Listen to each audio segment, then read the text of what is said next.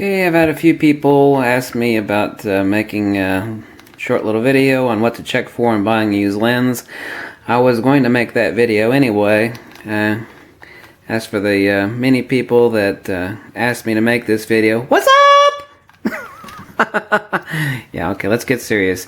Another addition to the angry photographer here. Angry photographer here.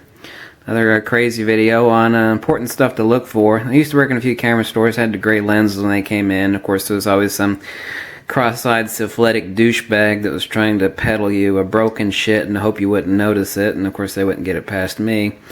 The great thing about working, when I was working down in Daytona Beach, is the camera store was just a few blocks from the beach, and of course it was Daytona Beach anyway, but people would take lenses out to the beach and you'd bring them in, they hope you wouldn't notice, and you'd sit there and you'd turn the zoom ring or the focus ring and you hear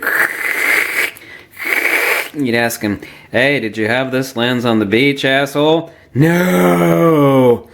Looks like you bought it here 2 weeks ago, and I hear sand in the... No, it never went to the beach. Yeah, right, you fucking liar, you lying asshole. Anyway, let's start from the back and work away from it. This is a broken lens, by the way. Doesn't look broken, does it? Well, it's broken. First thing you look for is any corrosion on your communication contacts right here. Look for that. Look for a loose bayonet mount here. They typically tell you whether someone's dropped the camera. You'll usually see that the one of the starts of the bayonet, one of the three that mount to the chassis of your camera, is bent.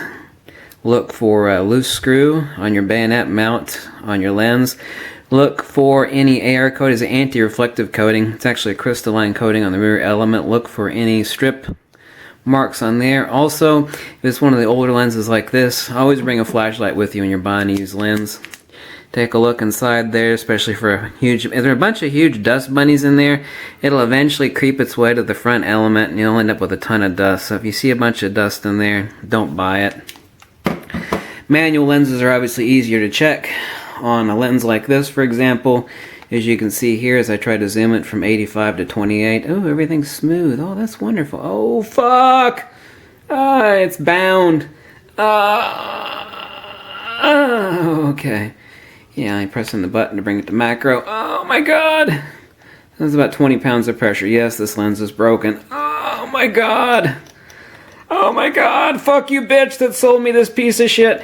Actually, I bought it online for like $20, so it doesn't matter. I got my money back from the bitch that sold it to me. She was probably just some dumb bitch that bought it at a flea market or something. It's like, oh my god, it's a lens, I'm gonna sell it on eBay. Of course, she didn't know how to check for anything. Anyway, it's a great demonstration. Well, obviously I can't check lenses that are on eBay. What the fuck's wrong with you? Of course I can't check stuff that I can't see and handle. Taking a look at the front element, as I told you before, make sure it's nice and quiet. Adjust your, first adjust if it's a zoom lens, adjust your zoom and bring it right up to your ear and listen for any grit in the action. Do the same thing to your focus lens. Now all these older lenses like this, D's, there's actually some rattle that's typically normal. Here you can actually see just a hair of play. While you're actually, what you do is hold this, especially if it's a zoom. If it's a prime, it doesn't make any difference. Hold this so it doesn't rattle. Bring it up to your ear and shake it. What you're doing is you're listening for loose spanner rings inside. Some of your inside rings, of course, are held in by spanner locking rings, and if they're loose, you'll actually hear the glass elements shake if you do this number. If I do this, you'll hear it shake. Obviously, that's normal. But that's actually just this chassis itself rattling inside the barrel. That's normal, so you hold that so you don't hear that, but you listen for inner element shake. Check your aperture. Make sure it doesn't bind anywhere. It's nice and smooth. Lastly, open your aperture all the way up. Take your flashlight with you here. It's a broken piece of shit. Take your light. Don't turn it on too bright. What you do is hold it behind your lens like this so you're not scratching the rear element. Obviously, don't do something stupid. So easy to scratch that shit back there. Take a look through your lens. What you're doing is you're looking for dust, haze, mold, fungus, crotch crickets, trolls, goblins. You're looking for mold, haze, fungus, and to see how much dust you actually have. in the lens. Of course, this lens is broken, so it doesn't matter what the fuck is in it, so it technically still works. It's just the zoom ring is bound. What there is, there's a set of teeth in here that actually set of gears that will actually let you twist out the center barrel of your prime front elements, and it's bound right here. That's very typical. Something you want to look for in a zoom lens is always this, what I have here on this broken ones. This broken lens is that it's bound right here.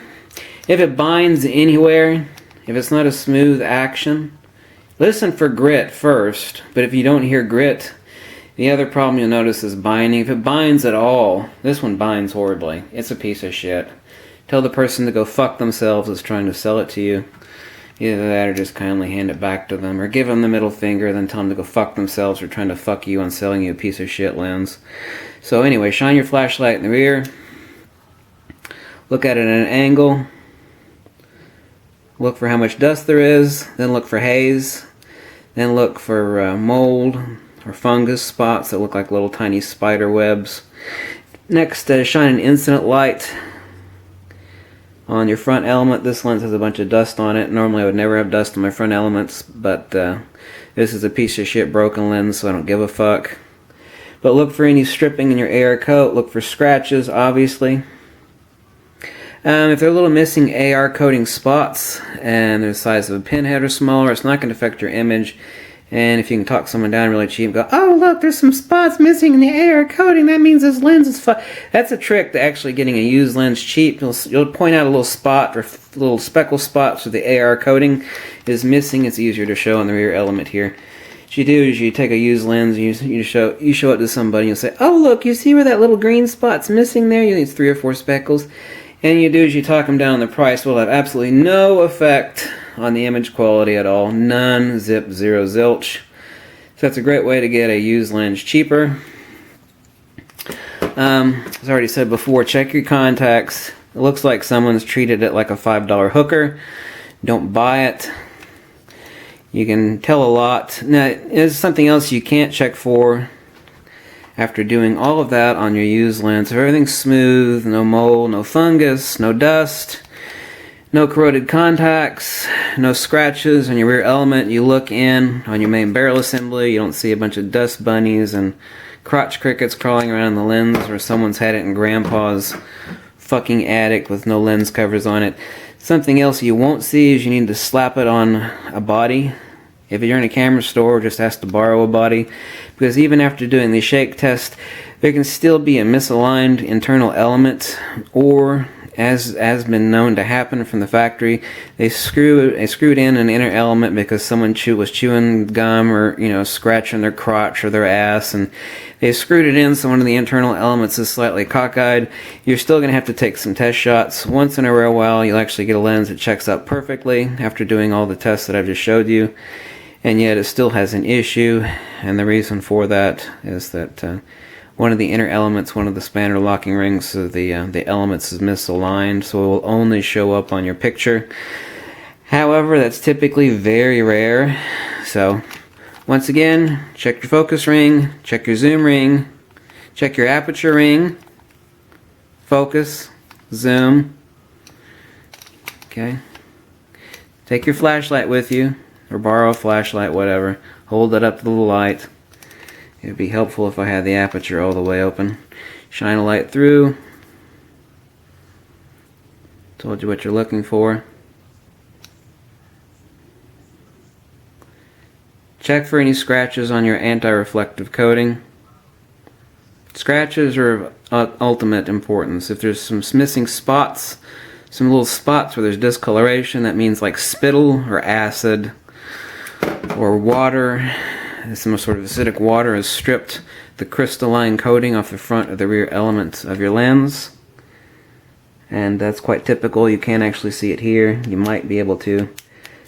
You have to get it at just the right angle. You can see there's some missing spots in the anti-reflective coating of this lens. You have to get it at just the right angle. I probably can't reproduce it for you here.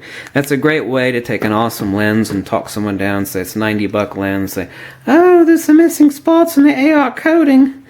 you talk them down 20 bucks or something. Doesn't affect the image at all, as long as it's not a scratch, just some missing spots. Take a spot up to about 3 or 4 millimeters wide. I wouldn't take any more than that. The other thing to seriously look for, the serious thing to look for, is looking at any dents on your filter, on the edge of your barrel where the filter attaches. That means someone has been carrying around, it banged into a wall, or worse still, they dropped it. They dropped it and it put a dent. You'll see a dent right here somewhere, right along your filter ring. Bad news, if the lens looks perfect but it has a dent on the filter ring, fuck it. It's a turd. It's a hooker on crack. You don't want it. Nothing to do with it. Trying to think of anything else that I used to check for all the time. I used to do quick spot checks, check for dust, mold, fungus, check for any binding in the barrel, your zoom, your focus ring, your aperture ring. Oh, the other thing I forgot to mention, I guess, is scatterbrain. I've been thinking about so many things recently. You need to check your iris, check your aperture blades. What you do is right here, you'll see it right here. Open up your aperture and let it go. If it springs back like this really slowly, or if it binds when you're letting it go, I'm not letting it go, I'm giving you an example of what it will do. When you let go of your aperture blades, your armature to open up your aperture blades, if they actually close like this, or if they stutter on closing, if they close really slow like this, which I've seen 1,000 times, don't even think of fucking buying it. What you need to do is also shine your flashlight in. Look at your aperture blades, whether they be 6 or 7 or 9, whichever they are. Check for any oil or any deformation.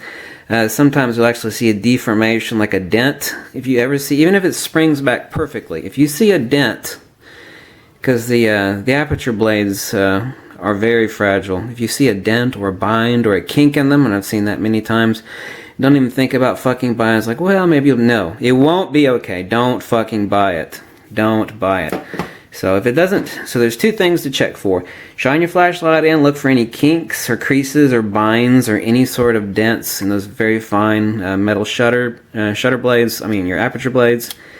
And if it doesn't snap back like this, if it pauses when you let it go, or if it creeps back, the main thing you'll actually see is creep. When you let go, instead of closing really fast like that, what it'll do is it'll creep. Not that slow, but it'll creep. Don't buy it if it creeps. Don't buy it if it stutters on closing. And shine your light in and look for any creases. Even the slightest little bump. The slightest little bump. You see the slightest little bump on those blades, don't fucking buy it. Because what will happen is, invariably, in a very short period of time, it'll be over with. It means someone dropped it, or there's a defect in manufacture, but they're very fragile. And every time you take a shot, they're reciprocating. All those blades are reciprocating every time you take a fucking shot, and eventually it will crap out on you, and it'll be over with. It'll be a paperweight like this lens. This lens is a fucking paperweight.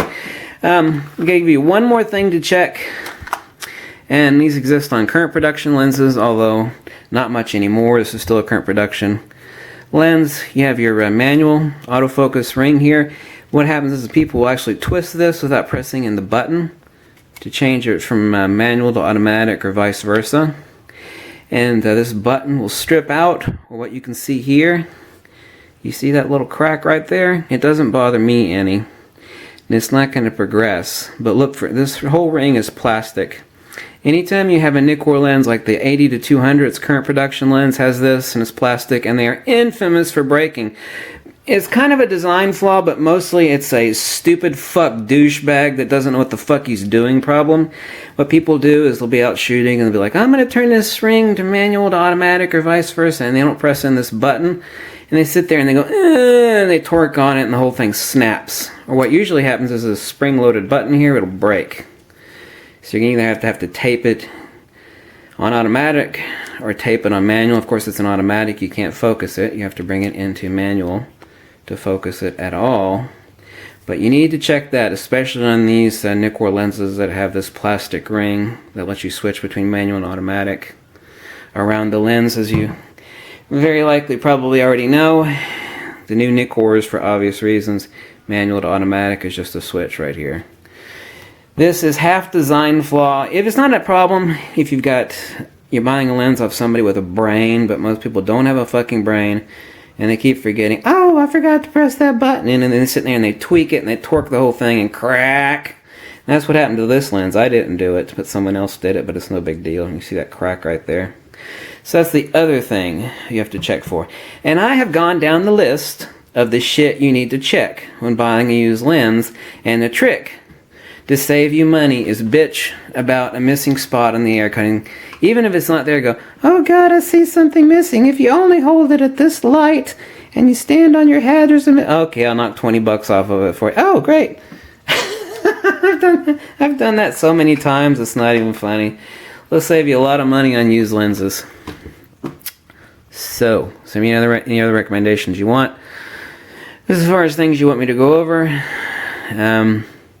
last video, of course, I was talking about the 16mm macro, which serves a triple purpose, especially on DX cameras. You got a great macro lens, you got the most awesome portrait lens, and it's just a perfect prime. Anytime you got a dual purpose lens, that's just fucking awesome. That sounded kind of gay, didn't it? You got a lens serves a triple purpose like this. You got a macro lens, an awesome prime, and an awesome portrait lens. On a DX camera, that's even better. That's super fucking awesome. That is finer than the waxed crotch of a Swedish supermodel, the cat's ass, the bee's knees, all that sort of shit. Finer than frog fur. Another southern saying only stupid inbred sister fucking rednecks say. And that is not me, by the way, but I am in the South. So, it's another edition of The Angry Photographer. Go eat your Cheetos and screw your wife and pop a beer or whatever the fuck it is you do. And I'll see you again on the next video.